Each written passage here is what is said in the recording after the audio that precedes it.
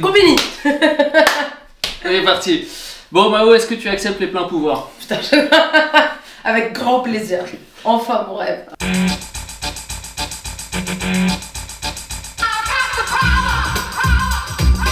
Quelle est ta première mesure, Mao? Vasectomie pour tous. Non. Mon premier truc, le RSA est rehaussé et il n'y a pas d'histoire de tu dois travailler à côté pour l'avoir. Ok. Et on dit qu'il y a plein de subventions de l'État pour aider les restos du cœur, le planning familial et l'accueil des migrants, que c'est plus des associations de le faire. C'est hyper premier degré, t'as vraiment C'est cool. invité la meuf militante. On va pas rigoler ce soir, mais c'est bien. Il y a pas de... Ça va juste être une conférence sur l'accueil des migrants en France finalement. J'ai une série de mesures pour toi à te soumettre, des mesures, j'hallucine que ce soit pas déjà le cas. Genre l'accueil des migrants, la meuf qui va être sur un thème visiblement. Bon, apparemment t'as fait Elle écrit une chronique pour dimanche, elle est déjà prête. T'avais fait une super chronique, je trouve, sur... Arrête de me flatter, je suis déjà Non, là, sur ton les- podcast, t'as plus besoin de me dire. sur les serviettes hygiéniques. Tu sais, sur enfin des que des gars testé ont avec- testé les ouais, serviettes avec du hygiéniques sang. avec du sang. Ouais. Avant c'était de l'eau, on est en 2023. Ouais, c'est ouf, ils se sont rendus compte que c'était pas la même chose. Putain, mais non. Et parfois il y a des trucs comme ça où on est genre, ah on a toujours pas fait... Et tu sais que je sais pas si t'as vu, mais une semaine plus tard, on a testé pour la première fois les sièges auto avec un mannequin féminin. Parce qu'en fait, comme les Oui. femmes n'ont pas en moyenne le même corps que les Oui. hommes, du coup ça a pas les mêmes impacts. Bah Donc, en oui. effet, la nuque était cassée beaucoup plus de fois Oui. quand c'était un mannequin Et femme. j'imagine que la poitrine, il y a des trucs Ouais. différents, le bassin, il y a des trucs différents. Exactement. Est-ce que t'as d'autres mesures, j'hallucine que ce soit pas déjà le cas? Bah moi j'hallucine en vrai que quand tu montes tes seins, t'as une exhibition sexuelle. Ça vraiment je trouve ça hallucinant. Et c'est vrai qu'il y a un petit rétropédalage, il y avait une forme de liberté sexuelle dans les années 70-80 qui faisait que le topless je trouve était vachement acquis. Moi j'ai Ouais. grandi en tout cas avec mes tantes, mes mères, Ouais. la meuf en a plusieurs. Afida Turner, T'étais déjà dans le futur, ouais c'est bien. Anne Hidalgo et puis ma mère, Ouais. enfin toutes celles de ma vie. Ouais. Seins nus quoi, et maintenant tu sais il y a régulièrement des femmes qui Ouais. se font arrêter sur les plages. Tu t'es fait arrêter. Moi je me suis fait arrêter parce que j'ai fait une photo seins nus où il y avait personne en plus dans la rue, donc c'était vraiment drôle. Alors là-dessus, moi j'ai une question pour toi parce que je suis totalement d'accord sur le fait que c'est incroyable que ce soit pas égalitaire. En revanche, moi je serais plutôt Que les seins c'est pour- dégueu. Voilà, pour qu'on shame les seins des mecs parce que ça me dégoûte d'aller au but de Chaumont et de voir des gars torse-poil. Tu sais, moi je suis genre. En fait, t'es l'égalité, mais tout le monde en t-shirt, s'il vous plaît. Tout le Ouais, monde a voilà, une brassière. tout le monde met une brassière. Je veux pas voir ces putains de tétons dégueulasses avec des poils par-dessus. Ça me dégoûte. Mais- À chaque fois, je suis genre, soit les meufs ont le droit, mais soit je préfère que, en vrai, je préfère ne voir aucun bzz. Franchement, c'est. Bah, ok. Bah, franchement, moi je peux te comprendre sur des trucs comme ça. C'est comme les poils si on les épile, parce que ça a été construit socialement. Moi je dis tout le monde s'épile alors. Je suis assez Et d'accord, les ouais. mecs ils enlèvent ce qu'ils ont sur les épaules. Après la beuba. Après, je Mais on peut supporte pas ce autoriser que la tu dis moustache. là-haut et la sortie est là. Non, mais on peut autoriser la moustache pour tout La le monde. moustache pour tout le monde. Parce que la moustache c'est cool en soi. Enfin, Grave, grave. il va y avoir un petit temps d'adaptation, mais en soi, là, les poils faciaux ne me C'est dérangent vrai. pas trop. Moi volontairement, je m'épile très peu la moustache. C'est vrai? Oui, j'en ai un petit peu là et tout. Ouais. C'est militant? Non, franchement, je crois juste que moi j'ai hyper la flemme. Parce que plusieurs fois on m'a fait des réflexions, je suis vraiment genre non, ça ira comme Ouais, ça. mais est-ce que avoir Bah le oui, ça droit dépend. d'avoir la flemme dans un sens, s'octroyer le droit d'avoir la flemme dans un sens, c'est déjà militant? Bah, je Parce pense que que l'exigence- constater que oui, puisque Ouais. tu sais, on dit toujours le cliché de Ouais. la féministe avec ses Ouais. poils et tout, donc ça Ouais. veut donc dire qu'elle s'octroie à un droit ou à une façon d'être qui correspond pas aux critères de beauté traditionnels, quoi. Ouais, puis même l'exigence de beauté. Elle s'affranchit, ouais. Tu vois, les meufs passent plus de temps à se peigner, à se maquiller, Ouais. à se poudrer, à se machin. En fait, juste dire, vas-y, je m'en fous. Enfin, Ouais. en fait, et ça pour le coup, c'est un truc pareil, je trouve que les mecs, on a ce privilège, Oui. mais qui devrait être octroyé. Enfin, tu sais, on s'en bat les reins si t'es mal coiffé, Ouais. si t'as pas de maquillage. Enfin, on s'en fout quoi. Non, mais ce que tu dis, c'est trop intéressant. Ça résonne, genre un sketch de Laurent Sierra que j'ai vu il y a longtemps où il était en Ouais. mode, le matin j'ai honte quoi, dans la salle de bain, la meuf elle met une demi-heure et moi Ouais. j'essaie de faire semblant de mettre de l'eau sur mes cheveux et tout. J'avais vu aussi une meuf américaine qui disait genre I calculated how many times. Bon, attends, je vais pas parler en anglais con. Arrête de te la raconter, ouais, redescends un petit peu quand même.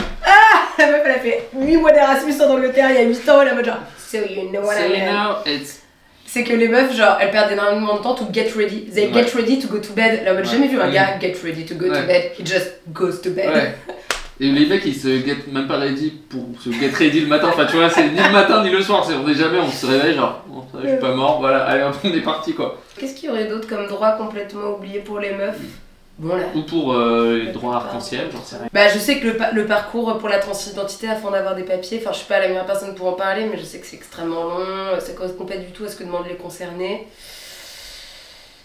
T'aimerais bien qu'il y ait un nouveau musée qui soit ouvert?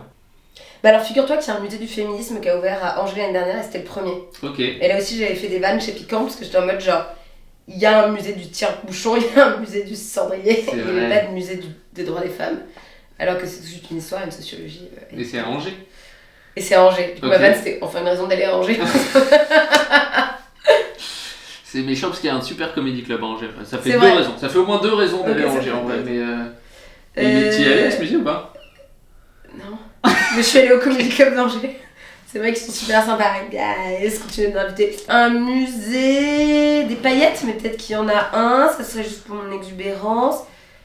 Ah, j'aimerais bien un musée de belles salopes.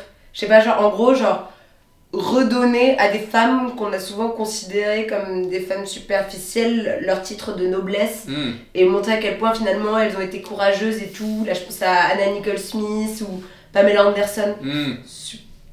Bon, mais là- j'ai déjà trop de pouvoir. Non, mais alors là. Super docu sur Netflix à regarder sur Pamela Ok. Anderson, on se rend compte que c'était une putain de badass juste avant l'heure et tout. Ouais. Alors moi, évidemment, j'ai grandi avec Pamela Anderson, donc moi je suis Les tout à fait d'accord. fesses de Pamela Anderson. Donc les meufs badass, les bad bitches quoi. Vas-y, on fait un musée des Un bad peu genre bitches. Britney Spears, et tu Ouais, mets Britney va Spears grave évidemment. dedans. Ouais, comme toujours aussi. Miley comme Cyrus, ça. tous ces. Ouais, bah qui mais. en ouais. France Euh, T'aurais qui? Genre Amanda Lear, ce genre de. Ah putain, Mandalier Queen parmi les queens. Hein. Franchement, ouais, je sais pas, moi, Virginie Despentes, tu aurais tellement de meufs badass. Charline Vanhoenacker, Pas trop corpo, c'est bien. c'est bien. Un livre ou une œuvre d'art que tu mettrais au programme de culture générale en France. Alors, moi, il y a une œuvre que j'adore, celle de Courbet, L'origine du monde, Ah, ouais, où on voit une chatte à poil, ouais, en gros plan. en gros plan. Très gros plan. Grave, donc énorme déjà, le twist à l'époque, donc ça on la voit énormément. Ouais. Et il y a une artiste qui s'appelle Déborah de Robertis, Mhm. qui a dit finalement la nudité on la regarde, mais que quand on a décidé maintenant qu'elle était ok et qu'elle est cadrée. Et donc elle est rentrée dans le musée du Louvre, Mhm. elle s'est mise à poil, Mhm. avec la même posture que Mhm. le tableau en dessous du tableau. Mhm. Elle a été prise en photo, ensuite Mhm. elle a été arrêtée, elle a eu des procès et tout. Et elle, je trouve que c'est vraiment une tarée badass. Après, elle est allée place de la République à Paris quand elle était enceinte. Et pour dénoncer tout ce qui freine l'avortement, elle s'est mise de nouveau à poil, ensanglantée, avec plein d'autres femmes, racisées, trans autour d'elle et tout. Ok, c'était quand? Et elle fait grave C'était il y a la longtemps peine ou de tarée. c'était genre c'était il y a très longtemps ou c'était. Non, il y a peut-être 2 ans. Et du coup, je trouverais ça intéressant pour voir finalement ce qu'on valide comme de la nudité ok, et ce qu'on disait de pas ok, et quand est-ce que c'est d'accord qu'une femme monte son corps ou pas. Hmm. Ce qui est très cool dans un peu ce que tu fais, c'est qu'il y a une dimension très festive. Tu vois, Comedy Love qui est ton plateau avec Tani et Noam, Ouais. Cinso. Genre on fait la teuf, Oui, on danse. rigole, on s'aime. Tu vois, il y a un truc très festif Oui. qui est souvent le cas d'ailleurs dans toutes les luttes LGBTQIA+, tout ça. Tu sais, il y a Ouais. toujours un truc un peu genre... Tu sais, moi, je me suis fait la réflexion un jour que j'ai l'impression que la Gay Pride, ça a été inventé pour moi. Tu vois. C'est toi aussi, Ah, t'as envie de danser en non mais tu sais, ils se sont dit string. bon, comment est-ce qu'on peut intéresser les mecs blancs cis hétéros à notre combat? Et si on faisait des chars avec de la techno et de la FDMA pour tout le monde? Et moi je suis là, j'arrive. Moi est-ce que je peux, tu vois ce que je veux dire? De ouf, de ouf. Parfois il faut aussi faire la fête quoi. Oui. Faut que la lutte, enfin si t'es dans une lutte, c'est cool que ce soit festif et que ce soit pas juste des âgés avec des gars qui font ça. Et puis, Absolument, allez, absolument. putain, quand C'est est-ce toujours, qu'on ouais. style event, tu vois? Du coup, est-ce que tu aurais une mesure nouvelle fête nationale? Alors, peut-être, il y a une fête, mais alors bon, je copie un peu sur autre chose. Mhm. C'est une fête LGBT Ok, qui a lieu à San Francisco, Ok. qui s'appelle la Folsom. ok, Folsom, si je le dis bien. ouais, Et c'est pour célébrer les kinks. Genre, on a marre du kink shaming. ok. Du coup, t'as 3 rues qui sont bloquées chaque année. Et les gens font l'amour partout. Vraiment, ils se. Ok. Comment on appelle ça quand on met sa main dans les fesses de quelqu'un? Du fist. On se Fist. fiste à tout va. Ah oui, d'accord, oui. Tu es en costume. Oui, et puis avec cette idée complètement Dans la rue. de liberté. Dans la rue. Ok. Total. Mais du coup, bon, c'est su, donc forcément, peut-être tu fais pas ta promenade en famille, Ouais, ouais. genre à ce moment-là, dans ces Oui, 3 les rues. rues sont sans doute Peut-être bloquées, qu'on pourrait quoi. le faire à Paris, ce serait le pire cauchemar de l'extrême droite, et ça pourrait être un truc festif. Mais d'ailleurs, je crois que le lien à la fête du milieu LGBT, elle est due au fait que, comme c'est des gens qui transgressent beaucoup au sein de leur famille, ils sortent Ouais. de la norme, et bah dans cet espace total de transgression, tu te retrouves. Et j'avoue, Ouais. c'est aussi le moment en communauté, sans que tu te sentes en danger, Ouais. de fêter. Et je suis d'accord avec toi, moi j'adore le militantisme de sanction ou de dénonciation, mais celui aussi de proposition, de joie. Ouais. J'ai vraiment pas de solution contre la pauvreté en France, mais j'en ai pour les prostats. Ouais, c'est ça. Ça va fister tranquille à gogo. Et cette phrase sort de son contexte. Ça deviendra un juif. Est-ce que tu as une mesure, toujours sur le thème de la fête, pro-drogue, toi qui es... Ah, mais j'hésitais à te dire ça quand tu m'as dit est-ce que tu veux faire une fête et tout. J'allais dire une fête où toutes les drogues sont légales et tout. Mais alors il y a deux choses déjà. C'est que récemment j'ai appris que c'était interdit par la loi de faire l'apologie de la drogue. Ah ok. Oui, parce que plus ou moins je suis sur un projet, on m'a dit il y a juste un truc qu'il faut avoir en tête. Quand tu parles de drogue, n'en fais pas l'apologie. Ah ouais. J'étais en mode très bien. Et du coup t'as le droit de dire quoi? T'as le droit de dire que c'est bien, mais pas de dire il faudrait en prendre, c'est ça la distinction? Franchement, je sais pas. J'aime en prendre, mais pas faudrait en prendre, ça doit être un truc comme ça. C'est pour un livre, mais pour l'instant on m'a dit tu écris ce que tu veux. Mais on va couper. On m'a dit le service juridique est très au courant, il sera là pour t'épauler. Je précise, mais tu dois le savoir parce que je sais que tu es très cultivé et que tu lis la presse, que tous les États qui ont légalisé les drogues, par exemple même dures, au Portugal elles sont légalisées, même pour l'héroïne, même pour la cocaïne, etc.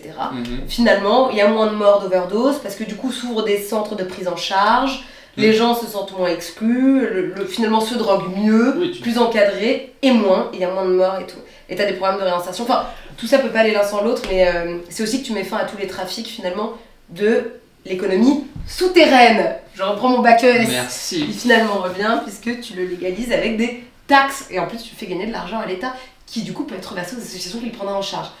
Voilà, donc je ferai ça. C'est bien parce que là tu fais de l'apologie de la légalisation et du coup je pense qu'on est dans une faille. Non mais je pense qu'on est dans une faille légale où c'est bon, on est tranquille. Ouais. Vas-y, dis-moi. Manger des sneakers. Vas-y, mange les sneakers, fais-toi plaisir. Ton spectacle s'appelle Drama Queen. Vraiment, Adrien Traquenard, beaucoup de traquenard. Et donc. Est-ce que tu aurais des mesures drama? Alors. Oula. Waouh. On a le droit de s'habiller comme on veut au collège et au lycée. Ok. Mais je sais pas, j'aimerais bien qu'il y ait genre comme un sort jeté sur la France. Ok. Où vraiment on enlève nos jugements moraux. Parce que souvent par mot. J'aime bien manger en même temps, c'est vraiment le délire en termes de son. C'est vraiment par moralité souvent qu'on ne se sent pas le droit de s'habiller comme on le veut, même si finalement la loi t'empêche peu de choses. Et du coup j'aimerais bien qu'il y ait un voile qui soulève et si tu veux venir en tenue à paillettes tu peux le faire. Même au travail. Tout l'uniforme qui est porté avec les cravates et tout. Moi j'ai dit non les gars, venez en jupe, en short en été aussi. Voilà. Alors, une mesure dramatique, vêtements pour tous. J'ai envie de dire pour tous, Tous. Mesure d'écriture inclusive peut-être.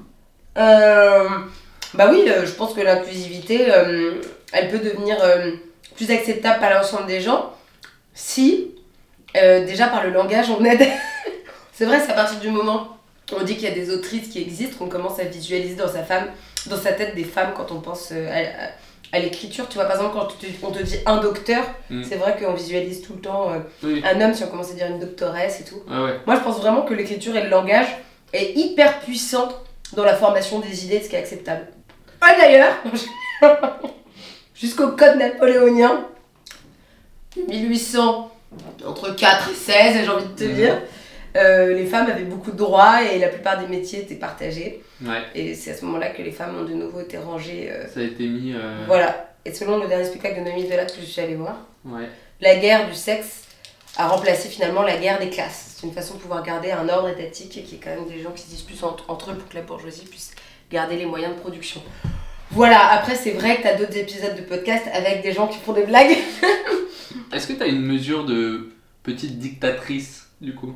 Ouais, parce que je dis un peu dans le collège, je dis saisie immobilière pour tous les mecs qui diront elle était habillée comment, peut-être même j'ai envie de dire les gens de droite fument un joint par mois. Ok. Comme ça, hop, t'es obligé. Hop là, tu commences à fumer, t'as des conversations lunaires avec ta femme, comme est-ce qu'on s'est déjà aimé, qu'est-ce que je peux faire pour t'aider, enfin... Moi je pense que ça peut vraiment aider les gens. Moi mon beau-père il est méga coincé, je pense que s'il fumait un joint, vraiment il irait mieux, c'est une expérience qu'il pourrait avoir. Une journée où tout le monde met du rouge à lèvres, ça pourrait déconstruire plein de masculinités toxiques, plein d'hommes se rendraient compte que ça leur irait bien, il y aurait une unité de pays, quelle que soit ta classe sociale ou tes origines. Est-ce que t'as une mesure vengeresse? Moi je dis, tous les mecs programmateurs de stand-up qui ont oublié de mettre une meuf dans chacun de leurs plateaux, ils ont plus le droit de faire stand-up pendant 1 an. Ok. Juste pour voir ce que ça fait que d'être invisibilisé. Polémique, j'espère que tu auras au moins 16 likes sur cette vidéo. Alors, peut-être qu'il pourrait y avoir une nuit de vengeance, comme une purge, le film d'une purge. Une purge. Non mais vraiment là on est dans la fiction, je dis pas ça. C'est toi qui me fais dire ça. Ah ouais, Une histoire folle comme ça aux États-Unis aussi, où un jour il y a une dispute d'un jeune couple dans les années 80. Ouais. Et la meuf est arrêtée, en fait, elle avait. Non, mais par contre, c'est dégueu comme truc, mais elle avait sectionné le sexe de son mari à l'aide de ses dents. Oh. Et en fait, c'est parce qu'il l'a batté, il l'a violenté, il l'a violée depuis des années. Ouais. Et du coup, bon, elle est quand même allée en prison, mais elle est devenue du coup un peu une icône, féministe vengeresse, justement, dans cette image-là. Mais je sais pas si moi, c'est en vrai ce que je dis de faire. Moi, pas du tout, tu sais, tu serais étonnée, mais j'ai un côté vachement modéré, centriste. Je suis en mode, je pense que ce qui pourrait solutionner, c'est qu'on se parle, qu'on s'écoute, qu'on accepte qu'il y a des faits sociologiques contre lesquels tu peux rien dire. Est-ce qu'il y a un truc d'éducation civique qu'on Bah, pourrait je pense, faire ouais, vraiment, évidemment. tu vois, dès le plus jeune âge, un truc genre... C'est sûr que si en éducation civique, on dit, c'est vrai que moins de 1% des peines, enfin des plaintes pour viol aboutissent, quelqu'un, c'est 0,7% des plaintes qui aboutissent. Ça pourrait mettre une petite graine sur ce que signifie l'impunité dans la tête des gens. Peut-être tout ça, ça pourrait permettre aux garçons d'accepter qu'on parle ne serait-ce que de féminisme, qui pour moi est l'égalité de droit. Il n'y a aucun droit qui vont vous être retirés. Peut-être juste des privilèges qui vont être amoindris au même niveau que ceux des femmes. Là, c'est les mesures un peu fourre-tout. Est-ce que tu aurais une mesure d'amnistie nationale? Bah oui. Bah, un truc que je trouve assez injuste, c'est les gens...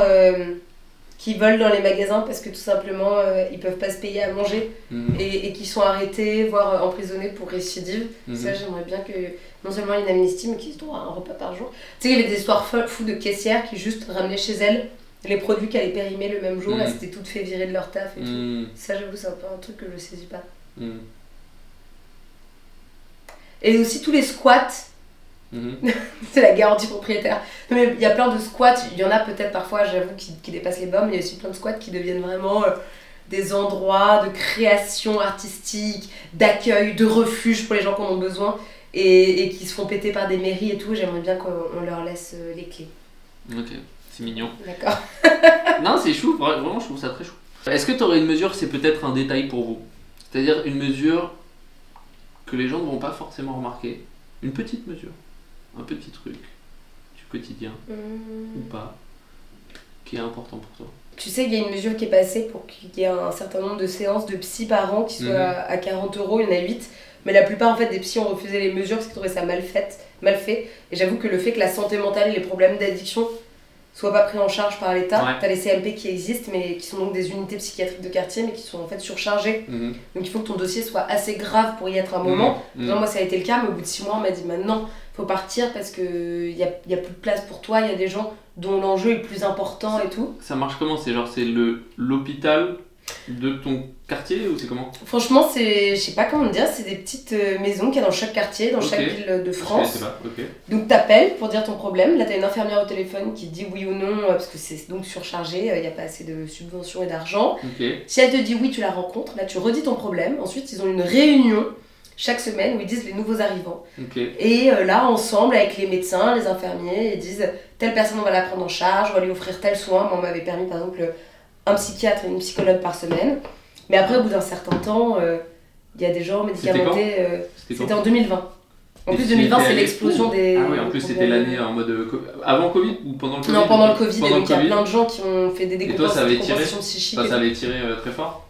Bah ouais, moi j'avais vécu vraiment des drames familiaux de ouf. Je me suis retrouvée dans une coloc de l'enfer où j'étais harcelée par un gars. Enfin, il y avait trop de choses. Je voulais m'en aller de ce monde. Pas parce que j'aime la mort, mais parce que là, je voyais vraiment plus de solution. Il y avait trop de merde qui m'était arrivée à la suite. Et puis aussi, j'en parle dans le spectacle. T'étais où? T'étais à Paris? J'étais à Paris. Du coup, moi j'étais en CMP parisien. C'est aussi que j'avais une vraie question qui se posait à ce moment-là. C'est que je me suis occupée de mon père qui était en phase maniaque, donc de bipolarité. Je le fais hospitaliser. Et le médecin me dit faites-vous checker parce que en fait, 60% des enfants de bipolaires sont eux-mêmes bipolaires. Et moi, d'un coup, j'ai vu ma vie de façon rétroactive. J'étais en mode genre, waouh, meuf, ça se trouve, t'es pas genre drama, fun et festive. T'es fucking bipolaire. Et en plus, j'avais déjà une conversation avec une comédienne qui m'avait dit mais tu sais, ça se trouve, notre métier, il cache notre bipolarité parce que par exemple, la bipolarité, elle a besoin de nouveautés. Tous les soirs on est sur scène, il nous arrive des interactions nouvelles, t'as besoin d'émotions fortes, franchement, dès que notre nom est appelé, qu'on rentre sur scène, tu vois. Et j'avais entendu ma mère dire à mon beau-père, tu te rends compte, ce médecin a dit ça à Mao, elle sait ce qui l'attend maintenant. Putain, elle-même, elle porte. Donc voilà, donc j'avais besoin vraiment de cette question qui était comme une épée de Damoclès. Et donc tu y es allé, Voilà. tu y as passé du temps, quelques mois. Ouais, exactement. Et puis à la fin, Et c'est pris en charge par. ça c'est complètement pris en charge. C'est charmé. Mais C'est juste qu'il en faudrait plus. bah, c'est eux qui ont décidé au bout d'un moment que c'était fini pour moi. Ok. Et j'ai continué quelques cours qui étaient donc à 40. Quelques cours. Quelques- C'est marrant lapsus. Quelques séances. Quelques séances avec la meuf à 40 €, mais en fait, moi à ce moment-là, j'ai vécu avec le RSA et des cours particuliers ou des ménages que je faisais au black. Donc à ce moment-là, en fait, pour moi, 40 €, ça n'a pas la même teneur qu'aujourd'hui, bien sûr, quand on est 2 ans après, j'ai mon intermittence et tout. Et ça t'a aidé? Enfin, j'imagine ça t'a aidé. Ça m'a aidé, mais à ce moment-là, je me suis dit, c'est ouf que ce soit pas pris en charge, Ouais. tu vois. Ça t'a aidé comment? Enfin, c'est quoi? T'as résolu Bah, des ça trucs m'a aidé ou à t'as- pas mourir, quoi, déjà, à me dire que j'étais pas bipolaire. Le fait d'être entendu dans des moments. Moi, j'étais en rupture familiale de tous les côtés, donc ça faisait quand même. Ça te redonne sa prise au réel, si tu veux. Tes amis peuvent t'aider un temps, mais bon. Ouais, il y a un moment où il faut des pros. Je pense qu'il y a des mots et des choses que voient les professionnels. Ouais, en fait, des ils ont fait- mécaniques, j'imagine. voilà, ils ont Enfin, fait des études, ouais. ils connaissent. Et du coup, putain, donc ça t'a aidé de fou en fait. Grave. Littéralement, enfin ça t'a sauvé en fait. Ah bah la ouais, vie, quoi. complètement. Parce que t'étais au Ouais. fond du. Donc comme quoi l'argent de l'État sauve des vies. Ouais, non, mais Petit c'est- point, sauver, Et du coup, des tu vas séances encore aujourd'hui? Enfin, maintenant que t'as un peu plus de thunes, j'imagine, qui rentrent et tout Ouais. ça. Ouais. Et bah maintenant, non, j'y vais plus, mais là, je veux vraiment y aller parce que je sais que j'ai des traumas qui sont irrésolus. Alors, il y a une nouvelle technique qui s'appelle le MDR, qui est apparemment un truc avec tes yeux. Je sais pas, apparemment, si tu bouges tes yeux énormément dans un sens, en pensant à un truc, ça active une zone de ton cerveau Ok. qui fait que ça sort de l'espace traumatique pour rentrer dans tes souvenirs normaux. Bon, je te schématise ce qu'on m'a dit de la technique. Mais c'est pas Ok. une technique de charlatan, hein. Non, Elle est mais c'est genre enseignée en de psychiatrie. l'hypnose plus, non? Enfin, c'est un truc. C'est une enfin, ok, forme bon, ouais. d'exercice qui mêle plein Ok. de trucs. Et je sais que là, je vais en faire parce que j'ai des réactions, soit par rapport à des choses graves, soit même pas graves. Et par exemple, au bide, j'ai remarqué que j'avais encore des trucs. Ça, c'est un de mes Ok. moins graves problèmes, mais en C'est gros, quoi, au bide? récemment, Ah. j'ai bidé de ouf Ah, à un ok. événement. Ok. Le bide, j'ai bidé de ouf. Ah, c'est le beat, d'accord. Le bide, c'est pas mon, c'est le bide. Ok. Dans une salle de 2000 personnes et tout. Mais en fait, ça m'a rappelé mes débuts en stand-up qui ont vraiment été durs pour moi. J'étais, je trouve, vraiment maltraitée par des gens, on m'a parlé Ouais. comme une merde. J'étais mise dans des situations de merde et tout. Et je me rappelle d'un festival qui s'appelle Tournon-sur-Rhône, devant des professionnels, où j'ai bidé pendant 20 minutes de passage. Et Oh. quand je sors, en fait, bah, comme d'hab, j'étais la seule meuf. Les pros, personne me parle. Genre tout le monde va faire la bise au mec, pas à moi. Et donc moi, Ouais. j'ai pleuré, mon meilleur ami m'a pris dans ses bras, on était rentré à l'hôtel, tout. On est 5 ans après. Quand même, depuis, je devrais m'être reconstruite. Je suis complète Ouais. depuis 1 an, je suis à France Inter. Je rebide à ce festival. Au même? Non, Ah, tu- pardon, un autre festival, mais. Et j'avais les mêmes réactions gros festival et d'enfants, un gros festival avec des pros. Je me suis sentie, je trouvais qu'on me parlait pas beaucoup, qu'on n'est Ouais. pas venu beaucoup me consoler. Mais tu vois, il y a un truc de bébé chez moi. Ouais. Et là, mon meilleur ami m'a dit, tu es dans des états. Enfin, si tu continues à progresser dans ta carrière, tu vas prendre beaucoup plus dans la gueule. Il faut que tu Ouais. te...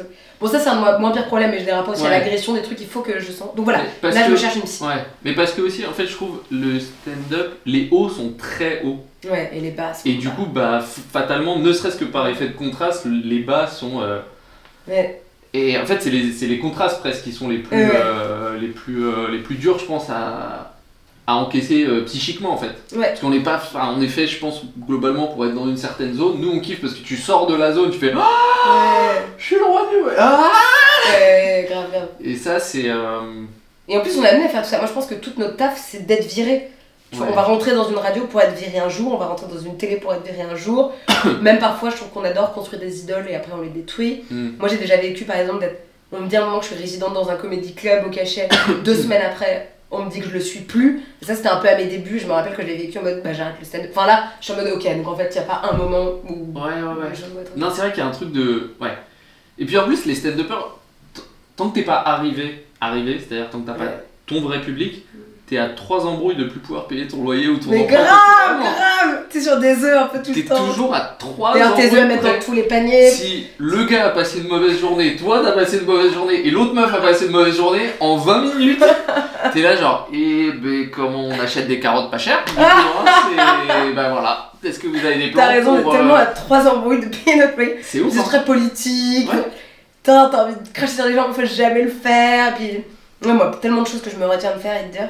Mais un jour, un de mes rêves, quand même, c'est d'écrire un livre qui s'appellera Stand Up et je dirais tout ce qui m'est arrivé. Et Mhm. t'inquiète pas que, comme j'ai été journaliste, j'ai bien noté chaque date T'as et noté chaque les- protagoniste des Ouais. trucs qui me sont arrivés. Mais je le ferai dans très longtemps si un jour je le fais. Parce que je sais même pas si ça aura un intérêt.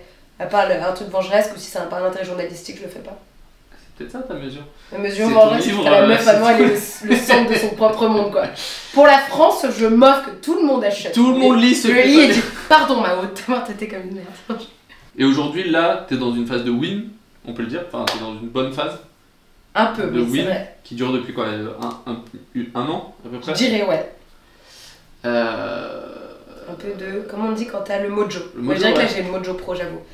Mais c'est venu de. En fait, en Avignon 2022, il y a Hugo M, je sais pas si tu vois qui c'est, Ouais. un super humoriste avec qui j'étais pote, qui m'a invité à faire ses premières parties et quand il jouait pas, je pouvais faire mon spectacle. Et donc, Ok. il y a des prods qui étaient venus et il y en a un qui m'a dit je te prête la salle de l'Apollo, celui qui détient l'Apollo, qui Ouais. s'appelle Philippe Delmas. Ouais. Mais on n'avait pas du tout signé ensemble. Mais en fait, tu sais, le fait, ça faisait 4 ans et demi, j'ai l'impression que moi j'allais jamais percer, Ouais. ou commencer ne serait-ce qu'à percer. Ouais. Et que quelqu'un me fasse confiance et me dise on y va et je vais te payer un cachet et tout. Ça m'a donné une force, Ouais. pour la première fois, franchement, quelqu'un croyait, je trouve, vraiment en moi, et me donner les moyens de croire en moi. Parce qu'il y a te dire t'es bien, et il y a te donner les clés d'une salle et te permettre de garder ton intermittence et tout. Et du coup, là, ça m'a donné l'envie de faire des réels tous les jours, ça a rempli la salle. Et je pense qu'après, il y a une aura, tu sais, les trucs d'énergie, comme parfois y croire. Et tu renvoies une énergie de réussite, et donc les gens sont intéressés et tout. Ouais, c'est fou comme une personne qui te donne de. Vraiment, c'est Ouais. un peu con à dire, mais qui te donne de la force. Ouais. Mais c'est littéralement, ça y est, un peu de thune et un peu de machin, Ouais. mais c'est le même truc. Peut te sortir d'un truc où. Ouais, d'un marasme, Attention, moi je t'étais- commençais à enfin, m'enfoncer quand Ouais, même. mais bon, enfin, je veux dire, t'étais pas.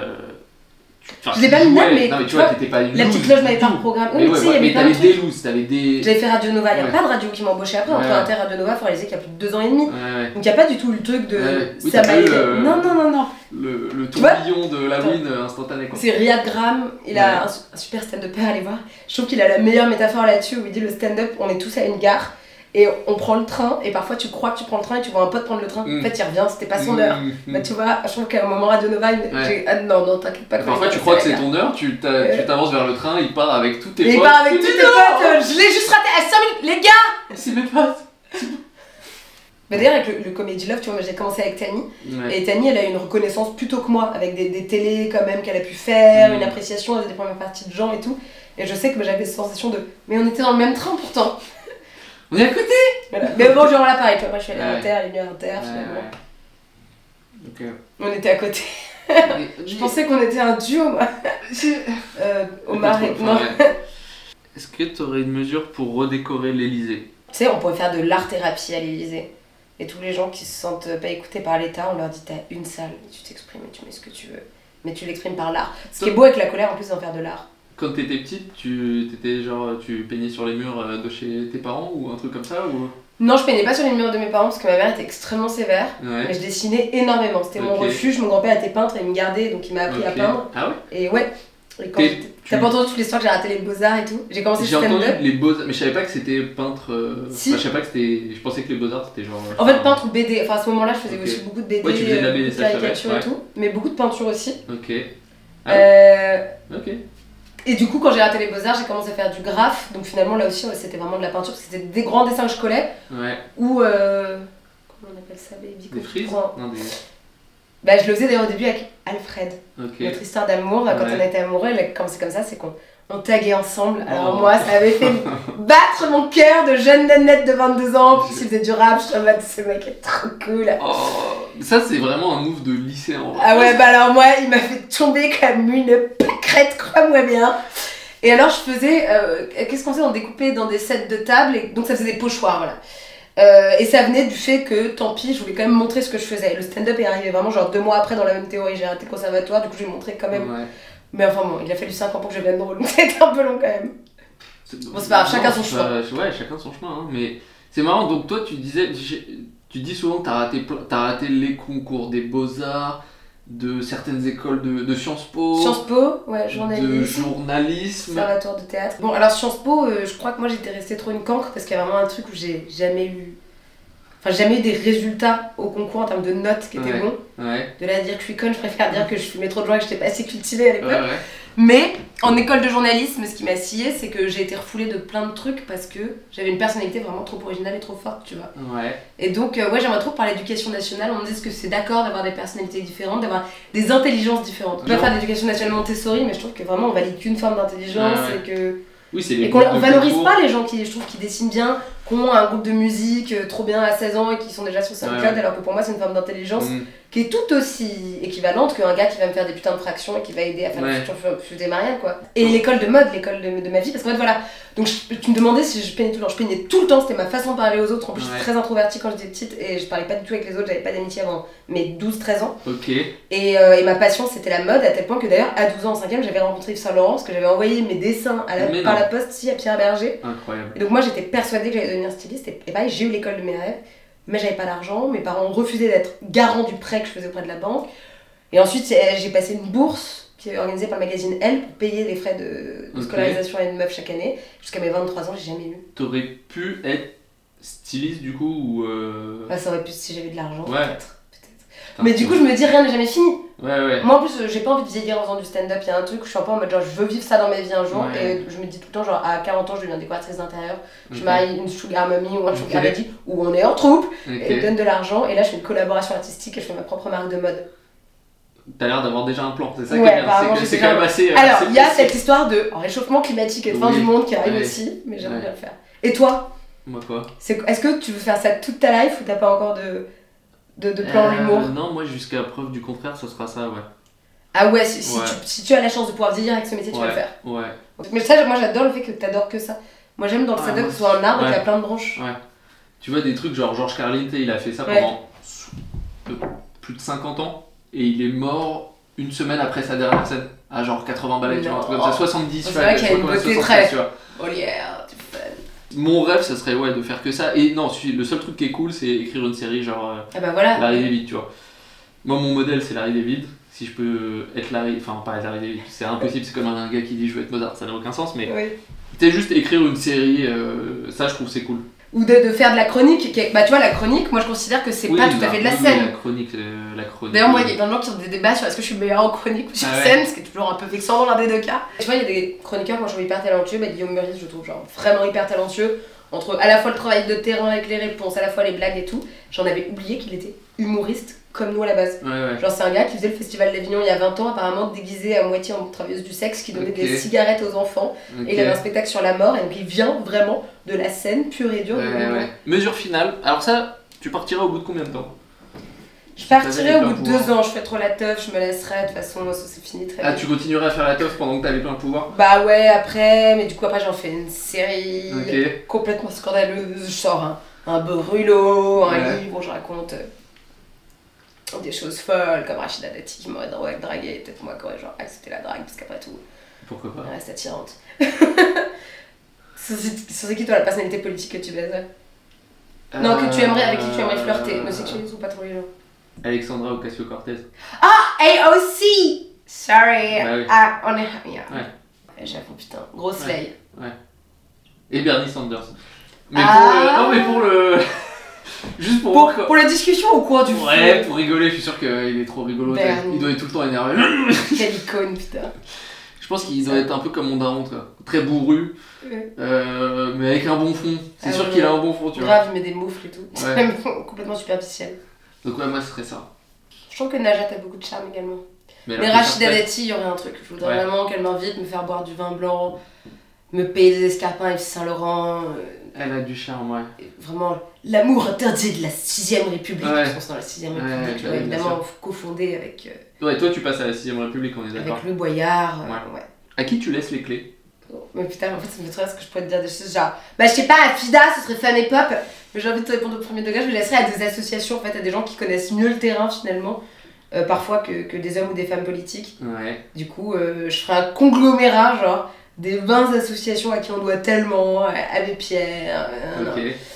Et tu les mets quoi, au ministère et tout ça? Je les rendez-vous à l'Elysée, ils font tous un double et je leur laisse gérer les dossiers. Une mesure finale? Non, bah, qu'on s'aime, qu'on s'accepte, qu'on se regarde, que chacun croit en soi. Voilà quoi. Ça, là c'est bon, tu crois en toi? Bah, je commence à avoir un peu confiance en moi, oui, parce que en fait, j'essaie toujours d'être attentive. Est-ce qu'il y a des signes que vraiment t'es en train de réussir? Moi, j'avoue, ça me fait un peu de peine les gens qui sont persuadés qu'ils sont vraiment en train de réussir alors qu'il n'y a aucun signe qui le montre, c'est juste leur ego qui parle. Donc, j'essaie d'être attentive en ce moment. Il y a des signes qui me montrent que je suis en train de trouver ma place, Ouais. Et que ma voix, elle peut compter et peut-être même qu'elle peut être nécessaire. Mais bref. C'est quoi les prochaines étapes là, s'il y en a? Ou il n'y en a pas? Bah moi, mon rêve, ce serait de faire quotidien. Mais pas que parce que c'est dans notre parcours classique, mais parce que vraiment, c'est en voyant Yann Barthès quand j'avais 15-16 ans à la télé, que je me suis dit, c'est ça, je veux faire du journalisme et de l'infotainment. C'est de l'info par le rire. Du coup, tu peux toucher grave les jeunes, grave des gens, juste en rajouter un ton, en faisant les choses au sérieux sans te prendre au sérieux, tu peux toucher beaucoup plus de gens. Enfin, en tout cas, moi, je reste persuadée que c'est une très bonne façon de faire passer l'info. Donc voilà, rien que pour ça, finalement, ce serait la boucle est bouclée. J'ai fait du journalisme, on m'a rejeté parce que je voulais faire de l'infotainment, paf paf paf, je vais mourir, j'ai fini. Après, j'ai fini mon jeu. Mon jeu personnel, ouais. Tu me rends les pouvoirs? Je te rends les pouvoirs.